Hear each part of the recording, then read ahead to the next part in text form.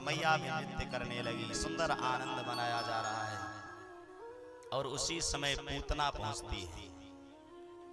आज पूतना जब पहुंची तो वहां जितनी भी गोपियां थी, पूतना अब राक्षसी कितना भी वेश बदल ले लेकिन थोड़ा बहुत तो असर रहेगा ही। जब उसको गोपियां देखी तो बगल हो गई, विचार करने लगी कि यह लगता है यशोदा बहन की कोई विशेष सखी है। सब रास्ता छोड़ दी।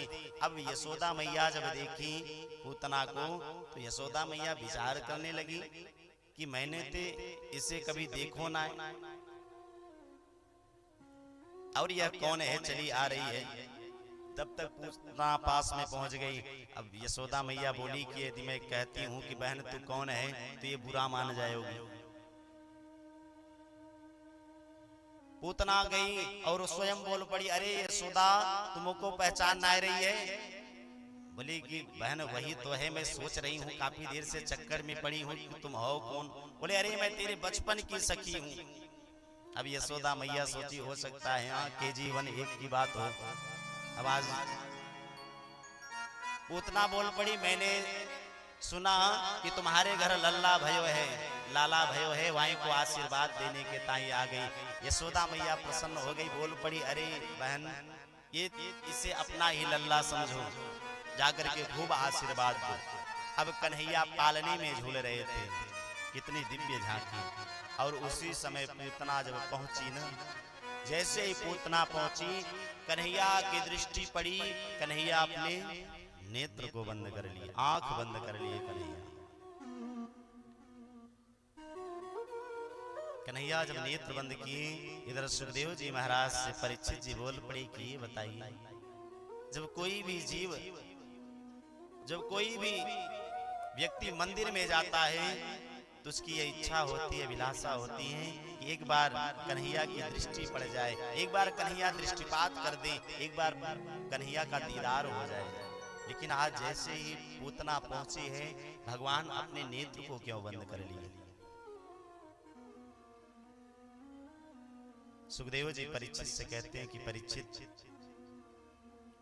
कन्हैया नेत्र बंद करके विचार करने लगे कि मैं ब्रजमंडल में इसलिए आया हूं कि चल रहा हूं ब्रज में, तो ब्रज में क्या होता है, माखन, दूध दही खूब होता है। कन्हैया विचार किए भगवान कि मैं ब्रजमंडल में इसलिए आया कि चल रहा हूं वहां खूब माखन मिश्री खाऊंगा, खूब गैया का शुद्ध विशुद्ध दुग्ध पान करूंगा, और अभी माखन मिश्री तो मिलो नाए, और ये पूतना मौसी मारने के ताई पहले ही आ गया। मानो आज कन्हैया का मन खराब हो गया, कन्हैया को बड़ा दुख लगा तो नेत्र बंद कर लिए। एक संत बड़ा सुंदर भाव देते हैं कि जानते हो भगवान नेत्र क्यों बंद किए। भगवान नेत्र इसलिए बंद किए कि नेत्र बंद करके परमात्मा किसका ध्यान कर रहे हैं, भोले बाबा का।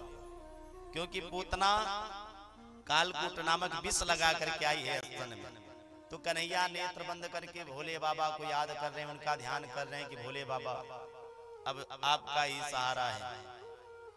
देखो मैंने तो कभी विष पिया नहीं है, और आप पूर्व में विष पान कर चुके हैं, आपको विष पीने का अभ्यास है, तो आप आकर के मेरे कंठ में विराजमान हो जाएं और विष आप पी लेना, बाकी उसके बाद जो दुग्ध होगा हम पान कर लेंगे। एक संत और बड़ा प्यारा सुंदर भाव देते हैं, कहते हैं कि भगवान इसलिए नेत्र बंद किए कि नेत्र, वो लाला कौन है, परमात्मा है, भगवान है, और पूतना कौन है, राक्षसी, वो माया का स्वरूप बना करके आई है। और भगवान नेत्र इसलिए बंद कर लिए कि यदि भगवान की दृष्टि पड़ जाती तो पूतना जो माया का स्वरूप बना करके आई है, कपट का स्वरूप बना करके आई है, अविद्या का स्वरूप बना करके आई है, तो परमात्मा के सामने किसी की माया नहीं चलती। तो यदि परमात्मा नेत्र खोल देते तो अपने वास्तविक स्वरूप में आ जाती, तो फिर जो आगे की लीला होने वाली थी वह संभव न हो सकता।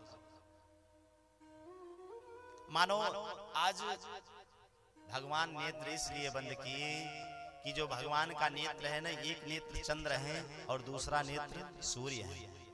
आज सूर्य चंद्र आपस में विचार करने लगे कि बताओ, दुनिया आ रही है, कन्हैया को आशीर्वाद दे रही है, सुंदर दर्शन कर रही है, लेकिन हम लोग कितने अभागे हैं कि इन नेत्रों से,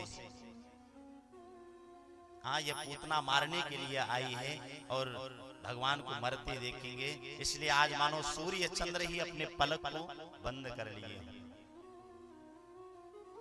एक संत और बड़ा सुंदर भाव देते हैं, कहते हैं कि कन्हैया भगवान नेत्र बंद करके ये विचार करने लगे कि भले ही पूतना मुझे मारने के लिए आई है, लेकिन यह काम क्या करेगी जो एक माँ करती है, दुग्ध पान कराएगी।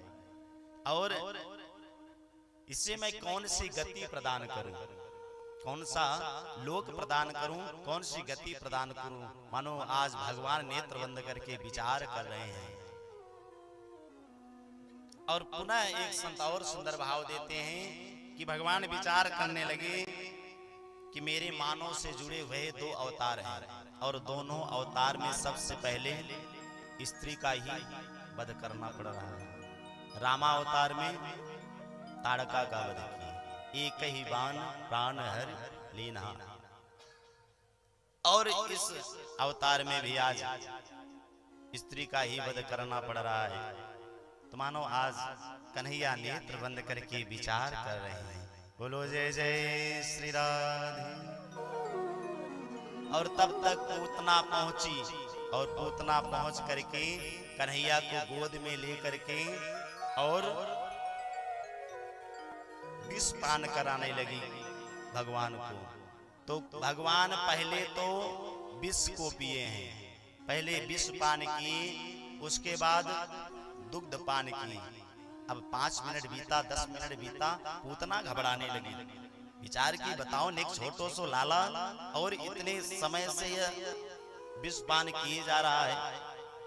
और पहले तो कन्हैया विष पान किए, उसके बाद दुग्ध पान किए।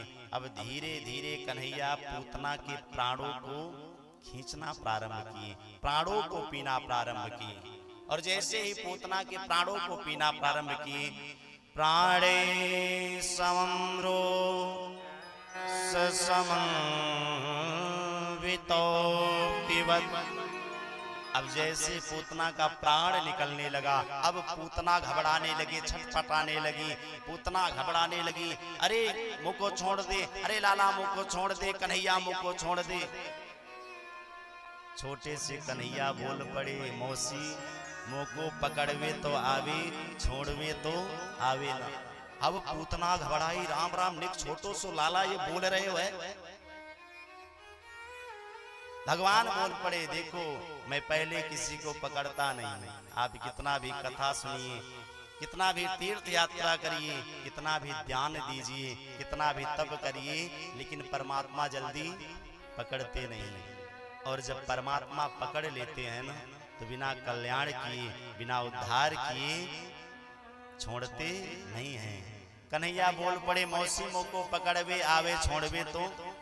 अब पूतना घबराई और भगवान पूतना के प्राणों को पी लिए।